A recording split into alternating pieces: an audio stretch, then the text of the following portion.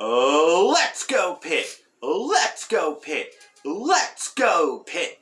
What up, what up, what up, what it do everybody? I am TALK-IS-PITT and you are tuning into the #1 sports channel on YouTube that will eat, breathe, and shit everything Pitt.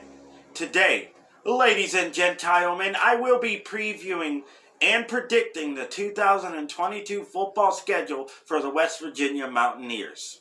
Before I get into today's video, please like, comment, and subscribe. If you have not already, click the notification bell to stay up to date for more Pitt and college football content. And if you have not already, check out the PayPal link down below to send your donations my way. So, ladies and gentlemen, before I get into the 2022 season, I want to talk about what happened last year in 2021. So, West Virginia, in my opinion, underperformed.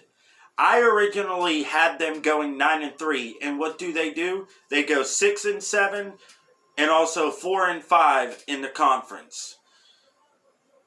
And that is way under what I had them going, which, as I just mentioned, was 9-3. Now, they did have wins over LIU, Virginia Tech, TCU, Iowa State, Texas, and Kansas. But they also had losses to Maryland, Oklahoma, Texas Tech, Baylor, Oklahoma State, Kansas State, and Minnesota. That Minnesota loss was a bowl game. And I honestly was kind of shocked, even as a Pitt fan who normally hopes West Virginia loses every single game, to be honest. I felt you guys had enough talent to challenge for the Big 12 title. I did not think you guys would be able to make it, but at least challenge and or sniff the Big 12 championship. And you guys did not do that. Can you guys turn it around this year? We'll get to that in a second. West Virginia had some key personal losses on their team from either the transfer portal or graduation.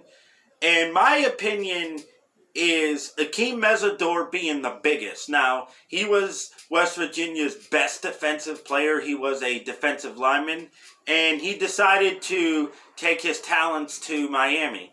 Now, on Twitter, he said he did not feel safe. And from what I'm hearing, that may be a ruse or what he was told to say.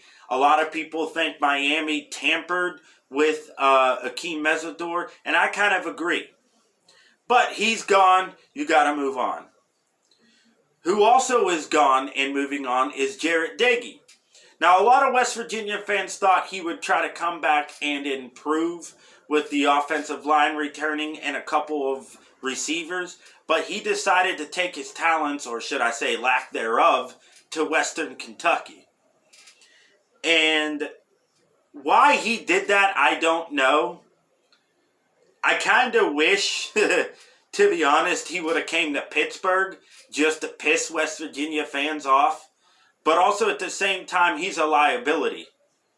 He panics in the pocket and, you know, in my opinion, he's not that mobile. So, he went to Western Kentucky. That is that. Now, the last one is a wild card. I always pick a wild card, and that was Daryl Middleton. Now, Daryl Middleton came over from Tennessee and was supposed to help out with the defensive line depth issues, and he ended up transferring. I also heard from a few West Virginia fans that he had off-the-field issues. But, you know, everybody needs to grow up, and some people it takes longer than others. But that's besides the point. Now, I also picked 4 key players that West Virginia picked up from the transfer portal because they've had to use a lot of transfer portal players to fill a lot of roster spots because depth is something West Virginia is lacking. They got JT Daniels, who in my opinion is the biggest draw out of the transfer portal. Let's see if he can stay healthy this year. They got Michael Lockhart, who is a bit of an unknown defensive tackle from Georgia Tech. I'm not sure he had a sack last year and didn't really play that much. So let's see where that plays out. They also got Brian Polende from Colorado. He's probably going to end up starting at tight end, especially from what I'm hearing from West Virginia fans.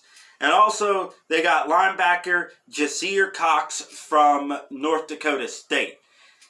That guy concerns me, only being 6'1", 6'2", 210 pounds at best. Let's see how well that plays out against Pitt. And speaking of the 2022 schedule, West Virginia starts off September 1st at Heinz Field against Pitt. Yes, ladies and germs, the return of the backyard brawl, West Virginia and Pitt. Whew. Considering what we lost, this game to me is going to be closer than what I originally had anticipated.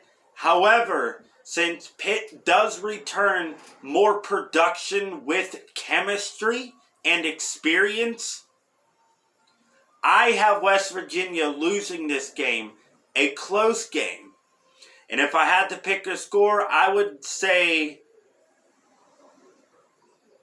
34-28. Pitt wins 34-28. Then West Virginia comes back home to play Kansas. That's a win. Then they play Townsend at home. That's a win. Then they play Virginia Tech at home.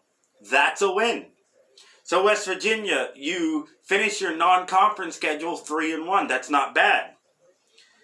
Unfortunately, though, you go on the road and you play Texas, and that's where I have you guys taking another loss. Then you come back home at Baylor. I think you win that game. Or then you come back home to play Baylor. I think you win that game. Then you go back on the road to play Texas Tech. That's a win. Then you come home to play TCU. That's a win. Go back on the road again at Iowa State. You win that game. Then you come home to Oklahoma. I think you lose that game. Then you go on the road to Kansas State. Or no. Sorry, I misspoke. Then you stay home to play Kansas State. I still think you guys win that game. Your last game of the season is against Oklahoma State. And that's where I have you guys winning. I think you guys will beat Oklahoma State. I think you will have a couple of wins you shouldn't have, along with a couple of losses you shouldn't have. So, with that being said, I have West Virginia going 9-3. Now, the possibility of going 10-2 is up there, depending on if they win one of these games that I have them losing, which is only 3. I do think they could beat Texas. So that could be a flop, but because it's in Texas, I have West Virginia losing. Let me know what you guys think down in the comment sections. Ladies and germs, like, comment, and subscribe if you have not already. Click the notification bell to stay up to date for more Pitt and ACC content, or should I say college football content, and definitely check out the PayPal link down below. Before I leave you guys, I want to sing you guys a little song. Sweet Caroline, let's go Pitt.